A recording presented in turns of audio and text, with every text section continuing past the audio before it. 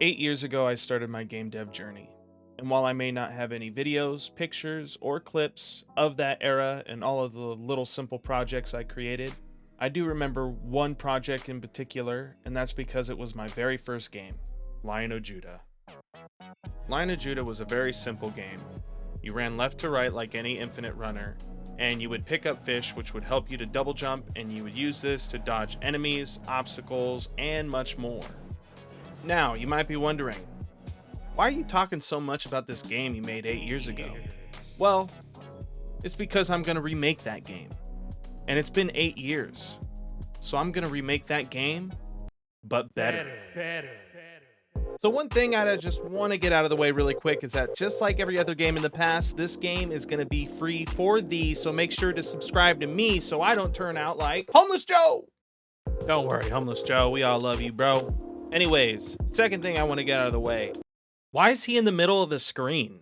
This is not the ultimate position to be in when you're in an infinite runner, because if you're in the middle of the screen, it means you have less time to react from what's coming in from the right hand of the screen. So the best thing we can do in this position is take him from the middle of the screen and move him to the left side of the screen, and now the game is 100% better. Thirdly, when I made this game in the past, I didn't make any of the art. So this time, I'm gonna make the art, and it's gonna be 100% kind of better.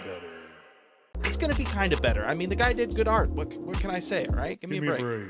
Fourthly, in the last game, I used a timer in order to spawn in objects from the right.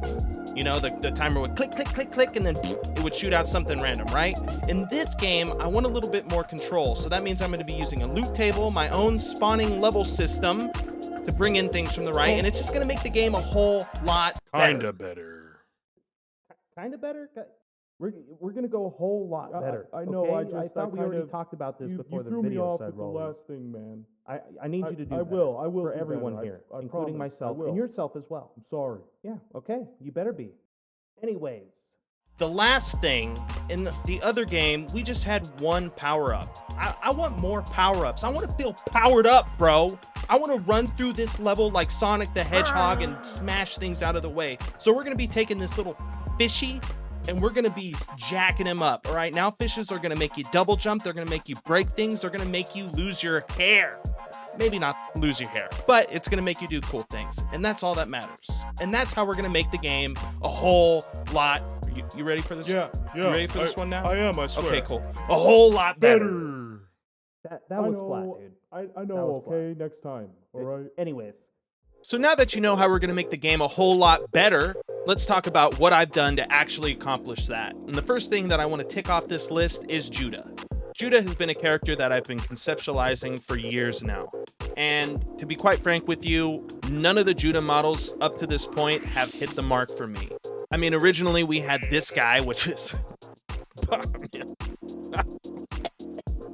And then that turned into this turned into that, and then we got over here, and then, you know, we eventually ended up here. And don't get me wrong, I like here, but this model doesn't properly align with the original intent or vision of the Judah character. So I took those skills that I've acquired through the last couple years, and I went through the arduous process of redeveloping the character again, and personally feel like it aligns a lot more with the original intent and vision of the character. Now, don't get me wrong, the shoes themselves still need work. What are those? And I want to change the color scheme of them to diversify the color profile of the character. But other than that, this Judah model is something that I'm very happy with, and I'd be interested to hear your opinions about this Judah model in the comment section below. So make sure to leave a comment. And if you like this Judah model, make sure to like the video!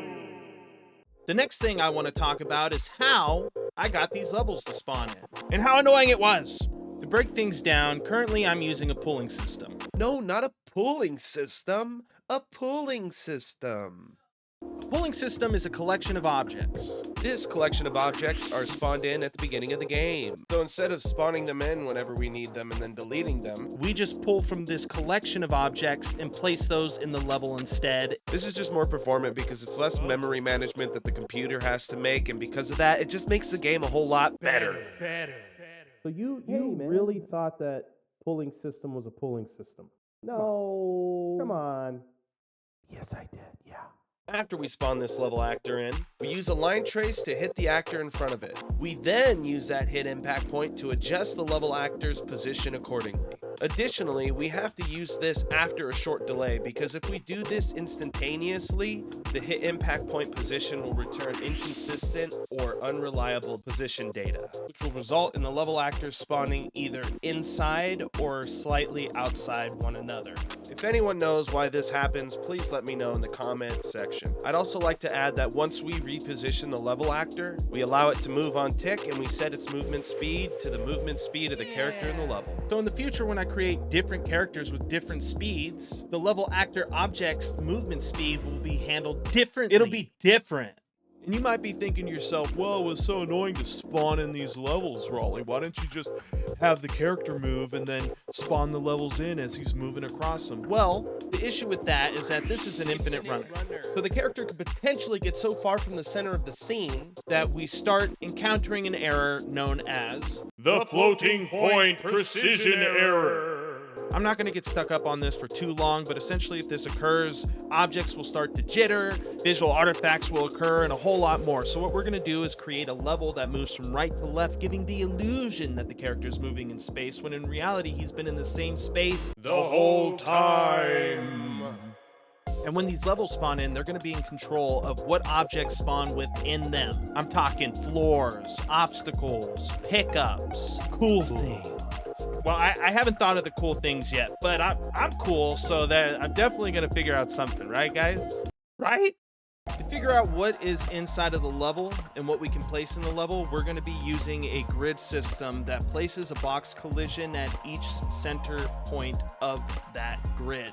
So whenever we place a level object in the level actor, we're going to be checking these box collisions for collisions. And if there's no collisions, then, well, we could just fit something right in there, can't we? And if there is a collision, then that means we can't put anything there at all.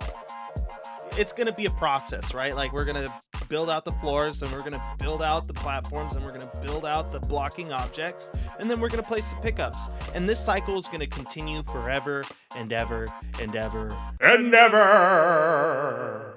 With that being said, I hypothesize that in about 2 months, I should have a playable demo for all of you to try. If you're interested in the first class access to the demo, please make sure to head over to my Patreon and subscribe to that. Patreon subscribers get first dibs at playthroughs and demos, as well as a sneak peek on what I'm doing in the game that week, and they also get to see the videos on Patreon a day or two before they would be able to see them here on YouTube. So if any of that sounds interesting to you, or you just want to support in any way you can, please make sure to go to my Patreon and subscribe. Hey, how's it going, Side Raleigh? I mean, it's going all right. I mean, why are we here Oh, well, again? you know, I just wanted to have a conversation and... You're not grinding me for content again, are you? No, it's just they don't know that we have an itch.io page and that they could go follow Yeah, that too. I mean, you're right. They really could. I mean, the link's in the description of this video. Exactly.